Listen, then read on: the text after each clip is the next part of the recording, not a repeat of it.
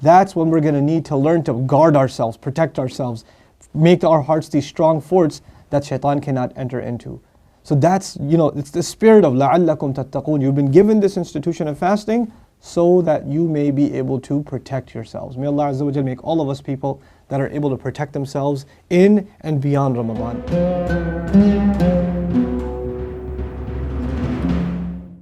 And I wanted to share with you some insights from the Quran that I particularly find very, very powerful. All of you know, or probably most of you know, that in the Quran, the entire discussion on Ramadan and on fasting is actually encapsulated in one small section in Surah Al-Baqarah. This one passage deals with the subject comprehensively, and the legal aspects of it and the spiritual aspects of it, and all of it's done in this one concise passage, and it's not mentioned anywhere else in the Quran, which is very powerful. So when we look for guidance and advice about the month of Ramadan, obviously the logical first place to start is the Book of Allah and to turn to this passage. And in this passage there are a few ayat that deal with sometimes the technicalities, what days are you supposed to fast, until when does the fast begin, when does it end, if you're sick, etc., the legalities of it. But on the other side, Allah Azza wa Jal also mentions this phrase that comes up, la'alla. And I want to talk to you a little bit about the word la'alla first, and then inshallah I'll share with you some really beautiful things that I find fascinating. The word la'alla in Arabic actually means several things. It means so that. So Allah will say something, and at the end of His statement He'll say la'allakum, so that all of you, such and such and such. So whatever Allah said, the purpose of it is after la'alla. Whatever guidance Allah gave us, like Allah gave us the month of Ramadan, and at the end of giving us the month He says la'allakum, so that all of you, and then He'll complete His statement. So it's like the purpose of Ramadan is being told. La'alla also means hopefully. Hopefully. In other words, I've given you this, hopefully you'll do that. Whatever guidance Allah has given us, in this case the month of Ramadan, the institution, the law of fasting, I've given this to you, hopefully you'll benefit from it in this way. In other words, I gave this to you for this purpose, and secondly, hopefully you'll attain that purpose. You know what that teaches us? It teaches us that just because you and I fast, that doesn't mean that we're going to attain the results we're looking to attain. There's a hope that we will, but it's not a guarantee. So the word la'alla does that hopefully it will be attained. And la'alla also means perhaps. So there's a possibility that you will attain it, but it's not a guarantee. But since the meaning includes hope in it, raja in it, what that does for us is it makes us optimistic.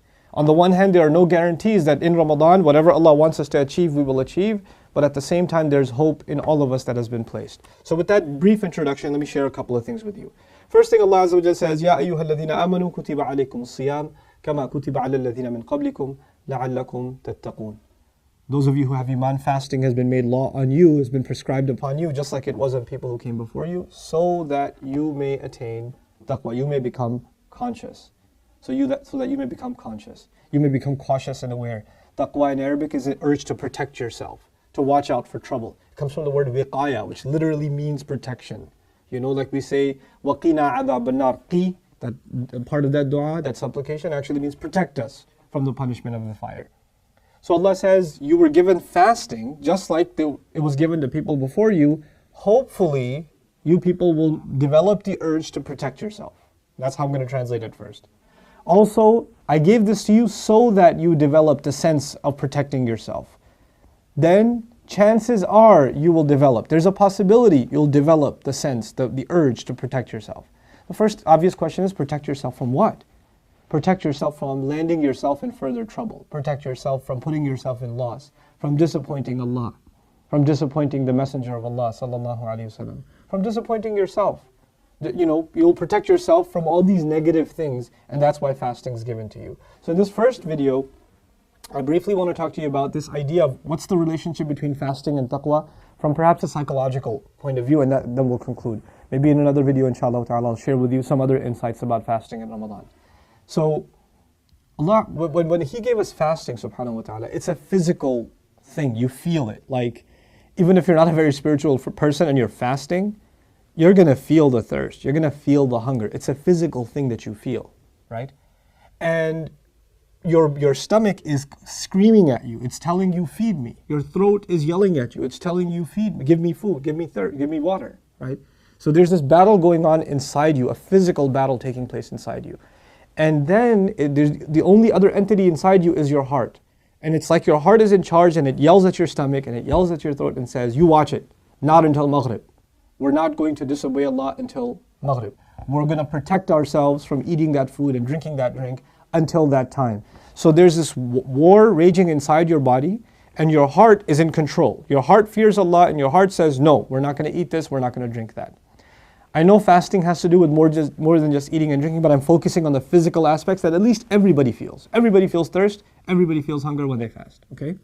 Now, think outside of fasting, you're walking down the street and you have an urge, one of you younger guys walking down the street, you see a woman pass by and your eye just goes towards her.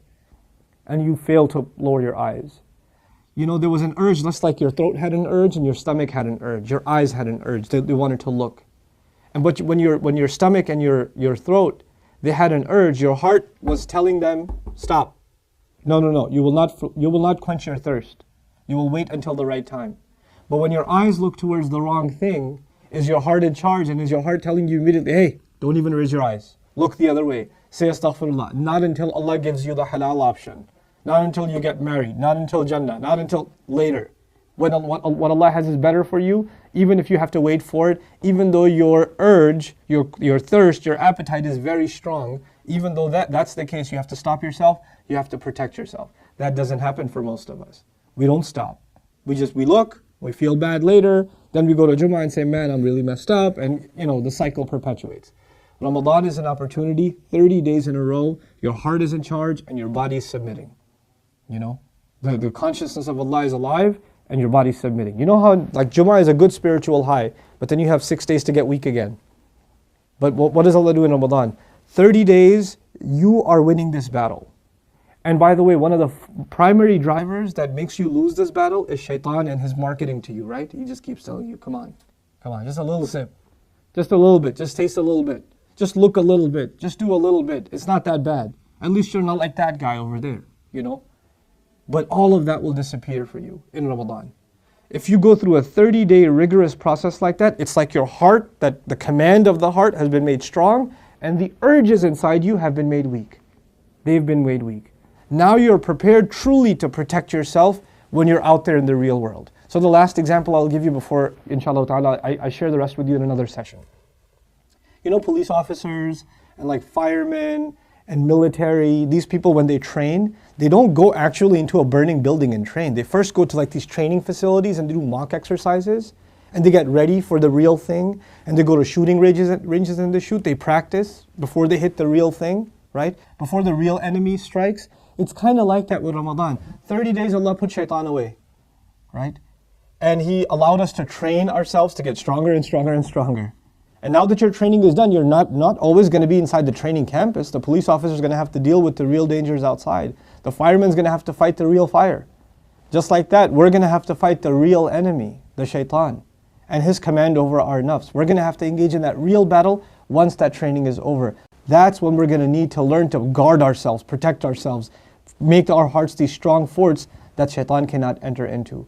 So that's, it's the spirit of لَعَلَّكُمْ تَتَّقُونَ. You've been given this institution of fasting so that you may be able to protect yourselves. May Allah Azza wa Jal make all of us people that are able to protect themselves in and beyond Ramadan. And may Allah Azza wa Jal make the training of Ramadan something that lasts in us, and we are able to take the spirit of it and drive that in the rest of our lives.